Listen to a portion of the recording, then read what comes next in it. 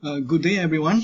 I am Chin Chi Kyong and my colleagues Ahmad Rushidi Ramli, Chua Chong Se, Nur Fazil Aris, and Pusparajan Perumal have carried out a study on STEM education, and we focus on Malaysian teachers' perception and practice on STEM education. As we know it, we are now living in the latest industrial revolution, and the current job landscape is changing. In future, we are expecting to see decline and rise in different kind of job areas. By the year 2020, the World Economic Forum is predicting that there will be a major requirement for jobs related to data analysis and artificial intelligence, machine learning, all right, software application and analysts, whereas jobs related to clerks, factory workers, accountants and auditors, which are more routine-like, will be in the decline. So in tandem with the changing job landscape, we are also expecting that there should be a change in the skills that is required to support this dynamic change in the workforce of the future.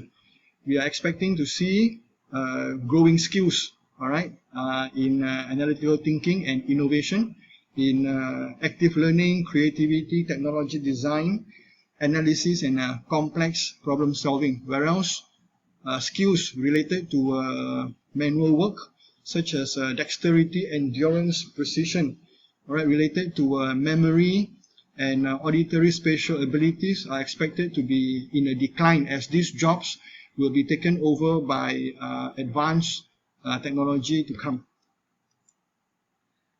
In projecting the future education and skill, the World Economic Forum has made a very clear link between STEM education that provides STEM skills to the fourth industrial revolution, all right, as well as the need, all right, to cater for the future workforce and employment by providing our current students with more in-trend knowledge and skills such as computing, all right, such as innovation, as well as data science. All right, so these are some of the more updated area of knowledge and skills that we need to provide for our students. In the Malaysian context, there is a concern about the decline in the enrollment of students in STEM related subjects or area. In 2012, all right, the percentage of student enrollment in STEM is 48%, and a few years down the road in 2018, the percentage has dropped to 44%. So this is something very worrying because the Malaysian government has targeted to have 60% of students enrollment in STEM areas and 40% in art and humanities, but we are seeing the reverse. Based on the student enrollment data in higher education in 2017, we found out that there is 63% of student enrollment in arts and humanity, whereas there are only 37% in science, mathematics, computers, engineering, and STEM related areas. So this is something that we are concerned about. This is probably not just true for Malaysia, but for other countries as well. Issues and challenges have been identified in the Malaysian context. For example, Fatin and Alia in 2016 has identified that teachers are lacking the understanding of STEM approach. All right, and then EPRD in 2016 has also implied that there is a need to improve teachers' competency in embedding higher order thinking skills in a student during the learning process. And on top of that, the enrollment of teachers in courses and training related to STEM education is also low, and there's a need to improve teacher participation. In the 2016 also, there is a report by the Curriculum Development Center, CDC, which highlight on the need, all right, of teachers to improve their skills to integrate STEM elements in subjects of science, mathematics, and others that is related to STEM.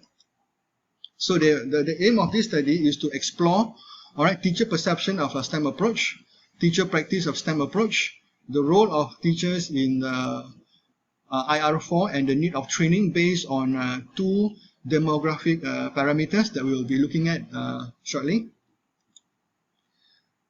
The method of our research is a qualitative one. We have developed a questionnaire of 14 items, all right, to measure 4 different areas or constructs, and these are the reliability or alpha crumbag value of each constructs.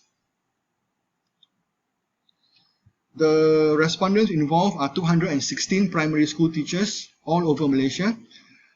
Almost 78% of the teachers are female teachers, the rest are males, and up to 42.6% of the teachers currently teaching science are actually not trained in science, meaning they have their option trained in other subjects, but because of the need, probably lacking of science teachers in schools, so these teachers would have to take up a science subject, all right, to teach as well.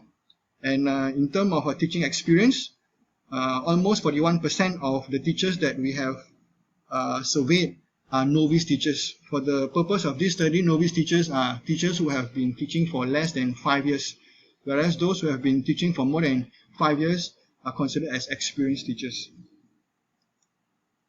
Okay, this is a summary of our finding. All right, when we compare science and non-science option teachers, all right, there is a difference in their STEM perception. The number that you see in this table is the mean score based on a Likert scale, 5-point scale. All right, for science teachers, their perception about STEM education is positive at 3.77, and this is significantly higher than non-science option teachers at 3.49. Science option teachers also claim that they have higher confidence, and they have the skills, and they are better able to conduct lessons using the STEM approach. All right, the mean score for this construct is a 3.48, and this is also significantly higher than the practice of non-science teachers, all right, using the STEM education, STEM approach. And this is not something surprising, so we believe that this is because as a science teachers being trained in science, some aspect of a science education, such as inquiry-based science education, conducting experiments, controlling variables, science process skills, this should be at the fingertips of the science trained or the science option teachers, whereas this could be not so apparent for non-science option teachers. Interestingly, the role of teachers, when we ask these teachers what do they think of their role, all right, in preparing students for Industrial Revolution 4.0, the score is almost similar, and there's no significant difference between the perspective of science and non-science teachers, meaning that both group of teachers have somehow or somewhat almost a similar positive view of their role as science teachers. I mean, having teaching science to prepare students for the future need in Industrial Revolution.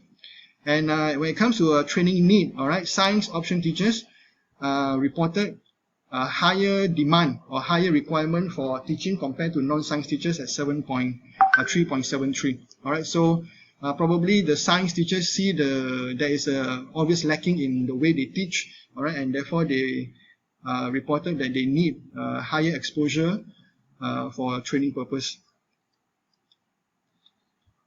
Next, we also compare these 4 constructs based on whether these teachers are novice teachers or experienced teachers. Okay, we find that STEM perception is higher among experienced teachers at 3.72, which is significantly higher than the perception of novice teachers, 3.56.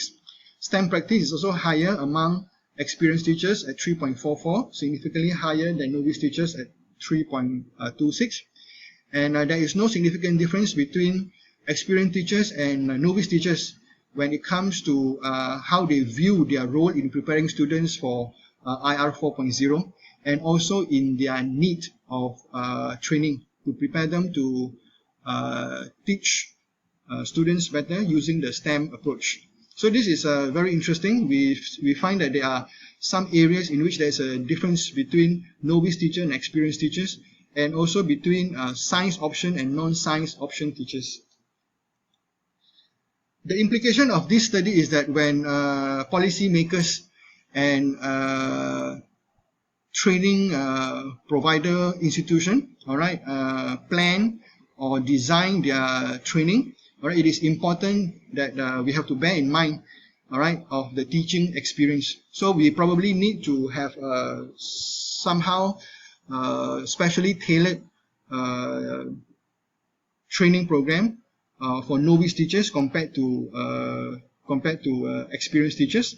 We may also consider to engage experienced teachers as a coach, all right, to help out the novice teachers in school, whether within the same school or within schools of the same district, within the same district. Another important thing we have to consider is the qualification. If teachers are trained in science, meaning that they have a science background, we believe that they are better equipped.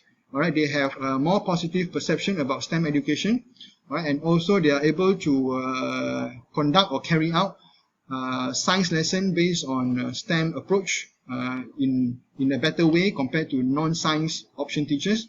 And so when we prepare training as well, probably we can also have training that specialize on the need for non-science teachers. All right, so maybe meaning that our training must be based on this consideration. All right, and also importantly, we need to consider whether teacher perception, all right, will affect how they carry out their STEM approach science lesson in the classroom. This is probably something we can study in depth for the future. All right, so with that, we thank you.